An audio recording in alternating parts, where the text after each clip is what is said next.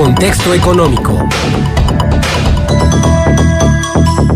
Así es, vamos a conversar a continuación con Daniel González, economista, en este contexto económico. Daniel, ¿cómo estás? Bienvenido, buenos días. ¿Qué tal, Marcela? Buenos días, ¿cómo estás? Buenos días al licenciado Ceballos y por supuesto a los radioescuchas de Contextos. Fíjate, Marcela, estas 2 semanas hemos estado platicando sobre los riesgos económicos que se visualizaban para este año 2019.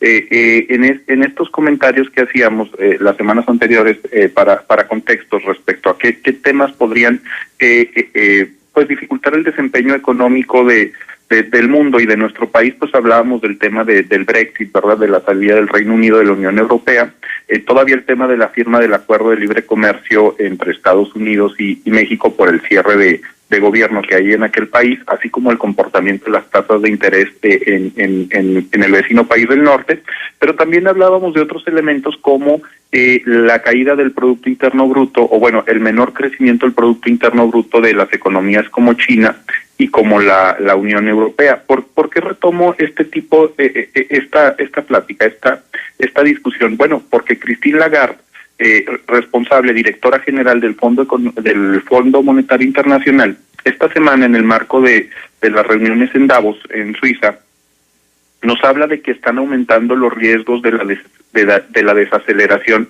en el crecimiento mundial y también plantea que aunque no se visualiza una recesión de manera inmediata en el mundo, bueno, ya está haciendo este planteamiento. Entonces, ¿por qué estoy haciendo este comentario? Porque en las semanas anteriores no había un reconocimiento perfectamente definido en términos de que el mundo estaba en un proceso de desaceleración.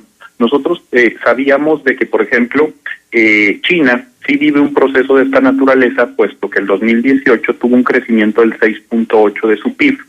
Y bueno, en la década pasada tenía crecimientos promedio del 12%. China el año pasado tuvo el menor crecimiento en los últimos 28 años y como sabemos la segunda economía es una fuente de riqueza muy importante para otros países del mundo. Sin embargo, que el Fondo Monetario Internacional esta semana hable abiertamente ya de procesos de desaceleración económica a nivel mundial nos hace plantearnos varias consideraciones muy importantes y sobre todo para nuestros radioescuchas que están atentos de los conceptos de la terminología económica, porque en este comentario nos están dando 2 elementos, desaceleración y el tema de la recesión. Entonces, es importante destacar que la economía vive a través de ciclos económicos.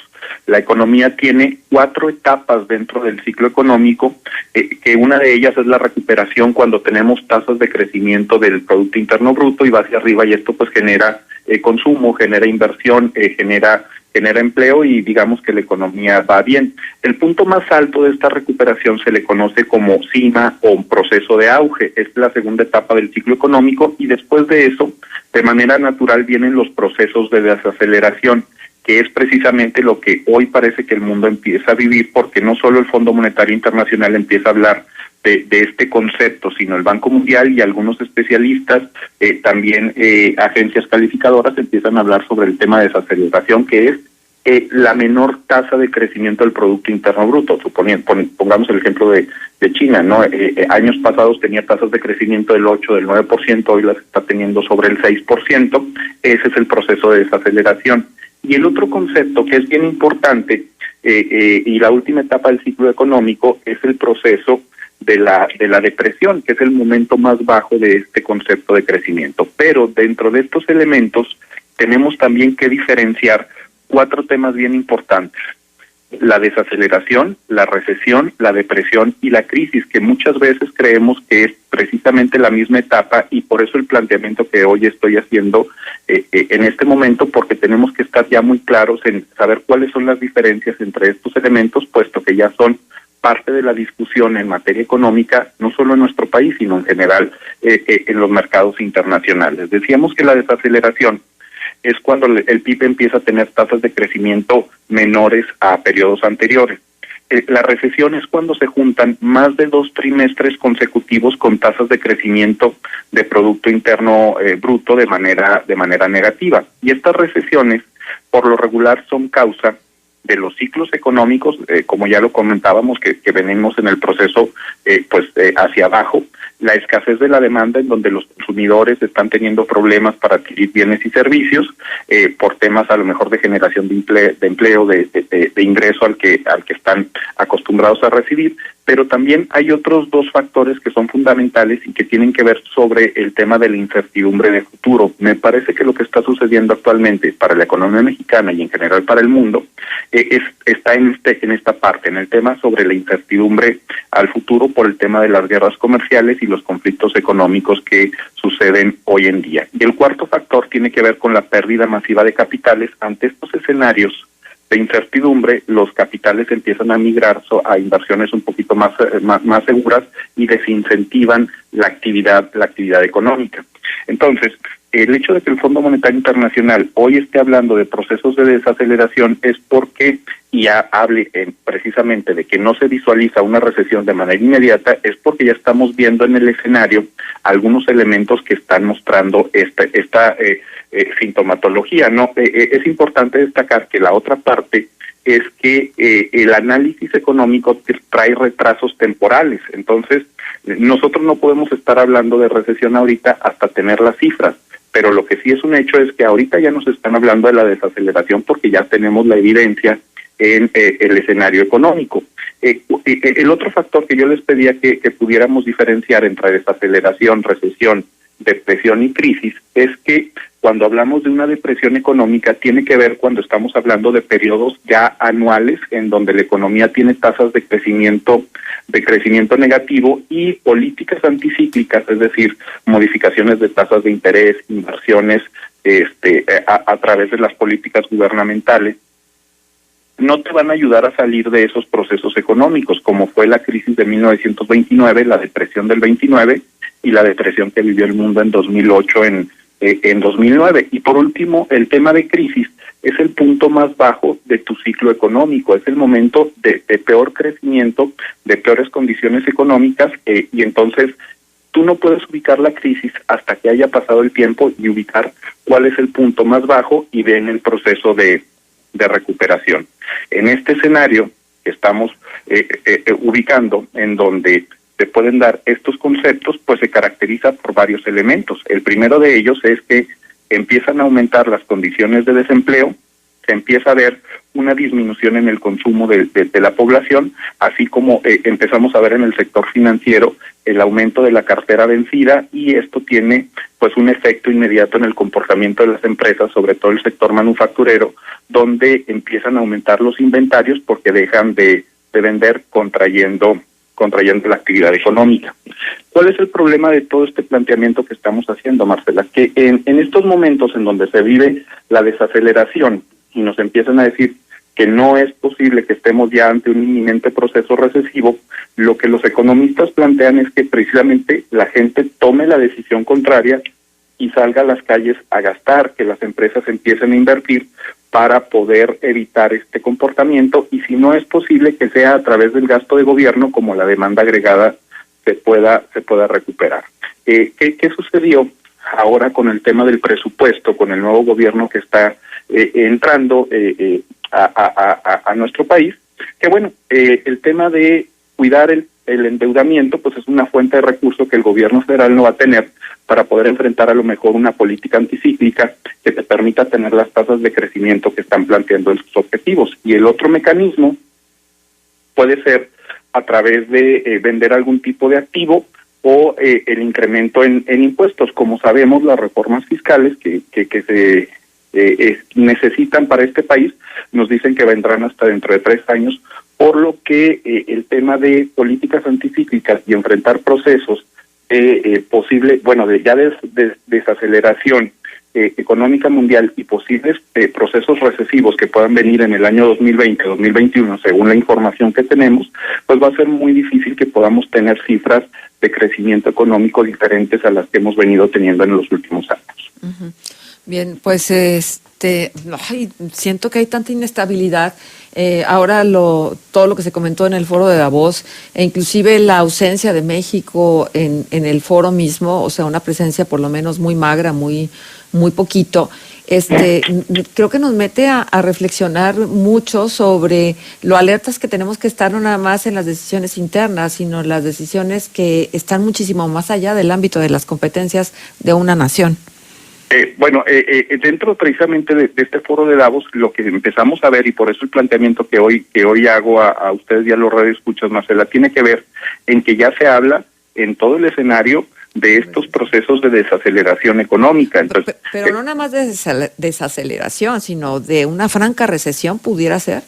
Es que ese es el planteamiento que hace Christine Lagarde en su presentación. Dice, estamos ya viviendo un proceso de desaceleración, esta se puede agravar, pero no se preocupen, no estamos en un proceso recesivo. Sin embargo, la semana pasada estábamos hablando de las posibles desaceleraciones. Hoy ya se ve como un hecho en el escenario internacional y entonces ya mete el otro concepto. Entonces, ¿qué pasa de manera natural cuando estamos en este tipo de procesos? Cuando ya estás en el proceso de recesión, se acepta el concepto y entonces empiezan a especular si se vivirán procesos depresivos o procesos de crisis. Ese es precisamente el fenómeno económico que tú no puedes tomarlo, visualizarlo ahora hasta tener las cifras que te permitan justificar ese acontecimiento, puesto que las expectativas son fundamentales para el desempeño económico. Pero si el río suena, es porque agua lleva. Es el tema. Bajo esta consideración, en donde en Davos los principales inversionistas y tomadores de decisiones económicos en el mundo ya están hablando de estos dos conceptos, pues esta es información fundamental para consumidores y para empresas en términos de sus expectativas, de sus proyecciones de inversión, de su forma de aplicar el gasto, de sus tipos de endeudamiento, y que debemos de ser muy cuidadosos con el manejo de nuestros recursos. Pero evidentemente también para los gobiernos, no nada más para definitivamente, ¿no? Sí, claro. Daniel, desde ayer que leí esta nota, me propuse preguntarte hoy en tu colaboración tu opinión al respecto, que tiene que ver también con este tema que abordaste del crecimiento del país.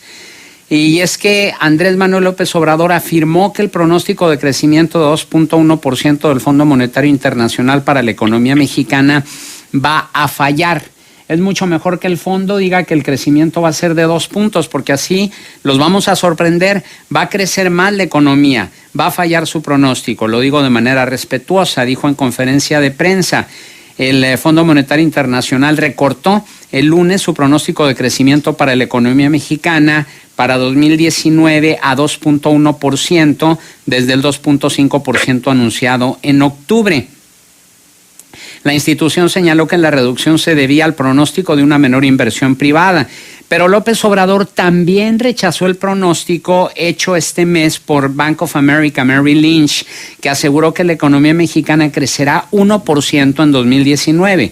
Lo que dijo López Obrador fue ayer: yo acepto los desafíos. Si ellos dicen 1%, yo digo más de 2%. O sea, digo el doble y está grabado. Entonces, vamos a ver quién tuvo la razón. ¿Qué opinas, Daniel? Bueno, ojalá que los organismos internacionales no tengan la razón y nosotros veamos tasas de crecimiento del 3 y 4% para el 2019.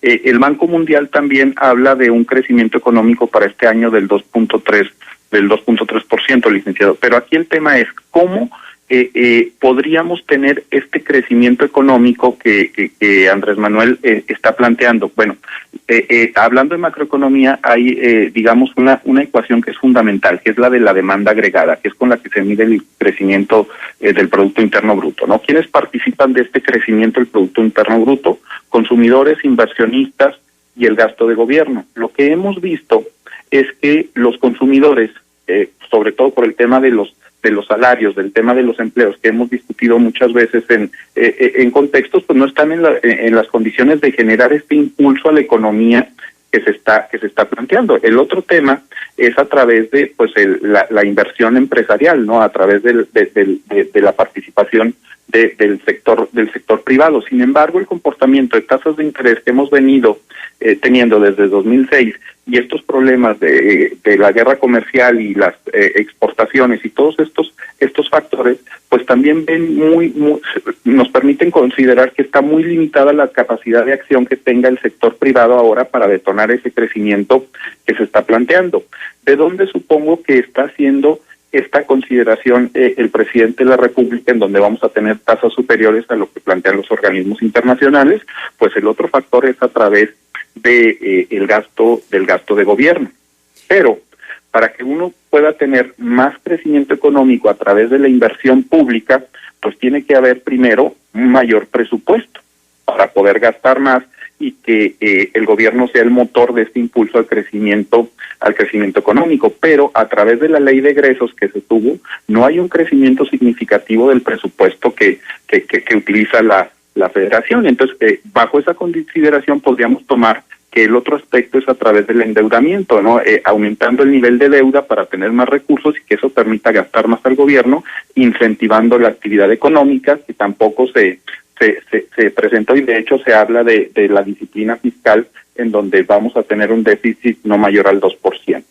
Otra fuente de impulso a la economía a través del gasto de gobierno puede ser a través de la venta de activos, como en su momento fue el tema de la reforma petrolera, que bueno, ya no tenemos como país la potestad de este energético, entonces pues no tenemos estos activos para vender. Y entonces, ¿dónde podría estar? Entiendo yo que la apuesta a la recuperación de todos estos desvíos por el huachicol y estos temas que han estado tan actuales, y el tema de la austeridad y el tema de ser mucho más eficientes en el gasto, podría generar un efecto multiplicador mucho más importante en la actividad económica. Pero desde mi perspectiva, el tema de las tasas de interés, el que no se esté gastando más, el que no se comprometa un poquito más del tema del endeudamiento, pues nos está diciendo que las condiciones macroeconómicas son similares a las políticas económicas emprendidas en el sexenio anterior y en el sexenio de Calderón, ¿no? Cómo tener, pues un concepto que mucha gente utiliza, ¿no? Resultados distintos cuando tenemos políticas monetarias muy similares, políticas económicas muy similares, ¿no? Muy orientadas a la disciplina fiscal, a la disciplina monetaria y al al acuerdo, al consenso de Washington. Claro, y bueno, ya nada más nos quedan 2 minutos, pero para preguntarte, dentro del objetivo del gobierno federal de impulsar el crecimiento económico, lanzó la propuesta de cambiar el nombre de las CIEFORES por FIEFORES, es decir, flexibilizar las inversiones en las administradoras de fondo para el retiro, lo que implica que estas sociedades podrían invertir en las pymes, así como en instrumentos que no necesariamente estén listados en los mercados de valores. ¿Es factible? ¿Qué opinas tú de esta propuesta? Bueno, la idea es que precisamente en donde están invirtiendo nuestros ahorros para el retiro, puedan ser llevados a otros sectores de la economía que quizá puedan tener tasas de crecimiento mucho más acelerados, en donde se están llevando las inversiones actualmente de nuestros ahorros, ¿no? Están tratando de flexibilizar, de volver más flexible, más dinámico este esquema de inversión para los fondos de ahorro para el retiro. Es una propuesta que se estaba haciendo ya desde hace 10 años para mejorar las condiciones de beneficios para el sistema de ahorro para el retiro en nuestro país. Pero me parece que junto a esto, licenciado, es importante que se piense en una reforma financiera 2.0, porque todavía hay algunos aspectos que tienen que ser considerados a la hora de invertir, específicamente en el tema de las comisiones, en el tema de cómo se dan los rendimientos y en el tema de cómo asegurar que estas inversiones, que en algunos casos pueden ser especulativas, no generen un detrimento de los ahorros de la población. Muy bien. Pues muchísimas gracias, Daniel, por estar con nosotros. Nos dejas punto de contacto. Estoy a sus órdenes en redes sociales como danerto@hotmail.com.